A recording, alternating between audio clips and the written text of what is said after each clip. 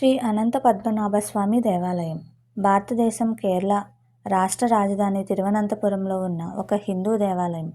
అనంత పద్మనాభుడు అనగా నాభి బొడ్డుయందు పద్మమును కలిగి అంతం లేనివాడు అని అర్థం. శ్రీ అనంత పద్మనాభ స్వామి దేవాలయం శ్రీ మహావిష్ణువుకు అంకితమైన ఆలయం. ఈ ఆలయ నిర్వహణ ప్రస్తుతం ట్రావెన్కోర్ రాజకుటుంబానికి చెందిన ధర్మకర్తల ఆధ్వర్యంలో సాగుతుంది. మలయాళం, తమిళంలో తిరువనంతపురం నగరం పేరు ది సిటీ ఆఫ్ లార్డ్ అనంత అని అనువాదిస్తుంది.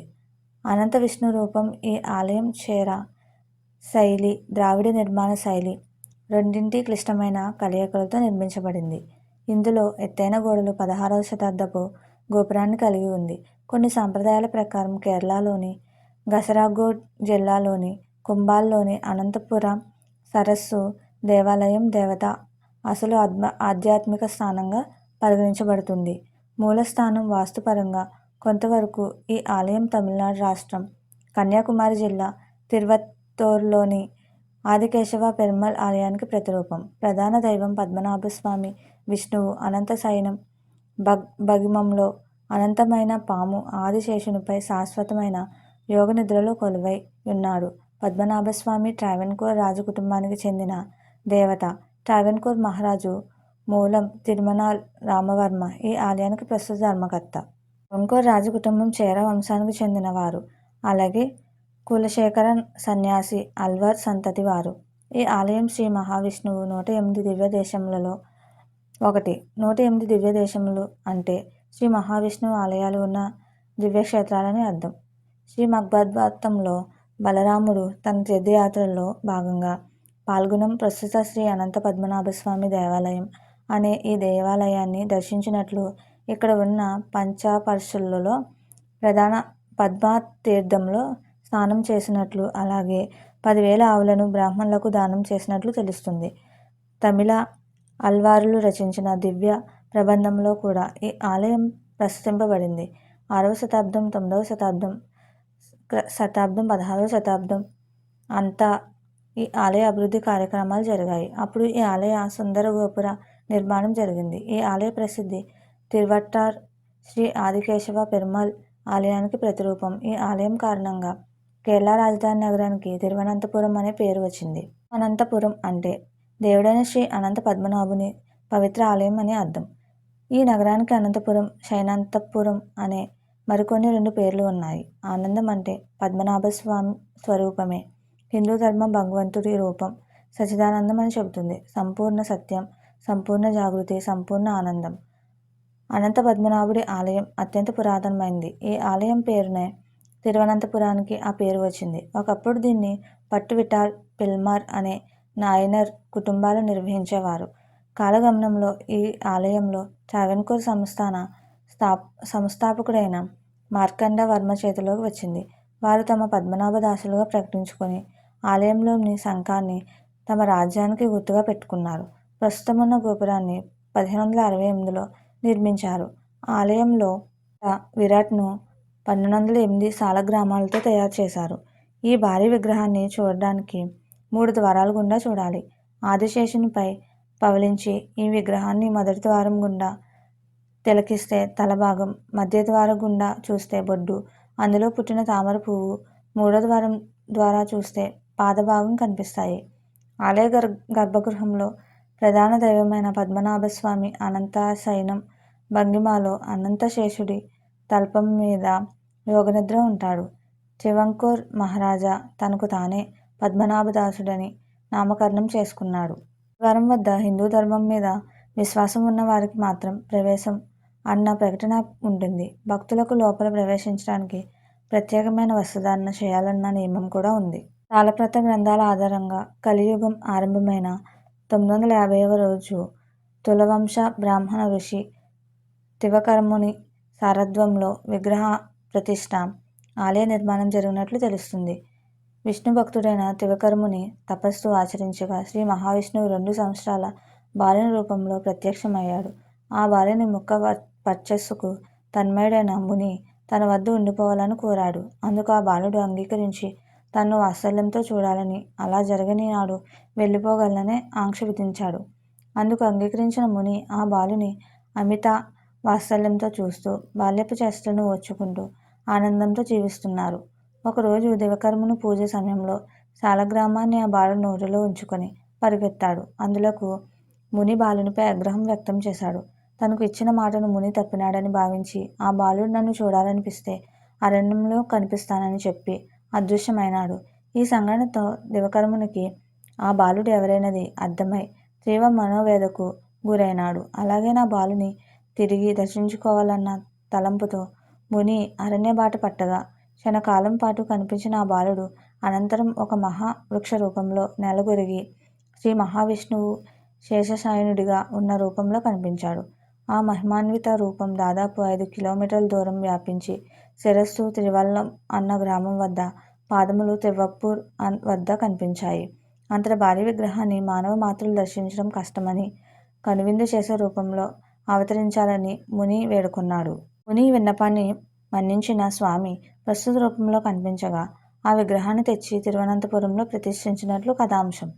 ఆలయ నిర్మాణం అంచెలంచెలుగా జరిగినట్లు తెలుస్తున్నది. సుమారు 5వ శతాబ్ద కాలంలో చెర్మాన్ పెరుమాళ్ అనే రాజు ఈ ఆలయానికి మొదటి పునాది వేసినట్లు చారిత్రక ఆధారాలు తెలుపుతున్నాయి. ఈ రాజు హయాంలో ఆలయంలోని పూజారులు, పాలనా ఉద్యోగులు నియమించినట్లు తెలుస్తుంది. అనంతరం శతాబ్దం 1050వ సంవత్సరంలో స్థానిక పాలకులు ఆలయ ప్రాకారం నిర్మించారని తెలుస్తుంది. తర్వాతి శతాబ్దం 1335-1384 సంవత్సరం మధ్యకాలంలో ఈ ప్రాంతాన్ని పాలించిన వీర్మార్తాండ్ వర్మ అనే రాజు ఆలయ పాలన వ్యవహారాలను స్వాధీనం చేసుకున్నాడు. ఇతని హయాంలో శతాబ్దం 1375 సంవత్సరంలో అల్పీసి ఉత్సవాన్ని ప్రవేశపెట్టాడు. ప్రతి 6 మాసాలకు ఒకసారి ఈ ఉత్సవం జరుగుతుంది. 10 రోజుల పాటు సాగే ఈ ఉత్సవం నేటికి కొనసాగుతూ ఉంది. శతాబ్దం 1459-60 సంవత్సరాల మధ్యకాలంలో ఆలయ గర్భగుడి పునరుద్ధరణ జరిగింది. శతాబ్దం 1461లో ఒక రాతిపై వర్టకల్ మండపం నిర్మాణం జరిగింది. అనంతరం శతాబ్దం 1729 సంవత్సరంలో తిరువన్నార్కూర్ రాజు మార్తాండవర్మ కాలం నుంచి నేటి వరకు ఆలయ నిర్వహణతో పాటు పలు మండపాలు, ముఖద్వారాలు, ప్రాంగణాలు, ఆలయ నిర్మాణాలు, ప్రధాన ఆలయం మలయాళ సాంప్రదాయ పద్ధతిలో నిర్మాణం జరిగింది. దాదాపు 7 ఎకరాల విస్తీర్ణంలో ఉన్న ఈ ఆలయ గాలిగోపురం ఆనుకొని చుట్టూ ప్రహరీ, 4 ముఖద్వారాలతో నిర్మించబడింది. ఆలయంలో స్వామి ఊరేగింపుపై ప్రాంగణం నిర్మించబడింది. 4 మూలాల 4 ఉయ్యాల మండపాలతో అద్భుత శిల్పకళా నైపుణ్యంతో ఈ ప్రాంగణం నిర్మించారు. ఆలయ తూర్పు ముఖద్వారం వద్ద 3 ఎకరాల విస్తీర్ణంలో పుష్కరిణి చాలా విశాలంగా అందమైన మెట్లతో నిర్మాణం జరిగింది. ఆలయంలో శ్రీ నారసింహ, శాస్త్ర అయ్యప్ప, పార్థసారథి ఆలయాలు ఉన్నాయి. ఆలయ ధ్వజస్తంభం వద్ద ఆంజనేయ స్వామి విగ్రహం ఉంది.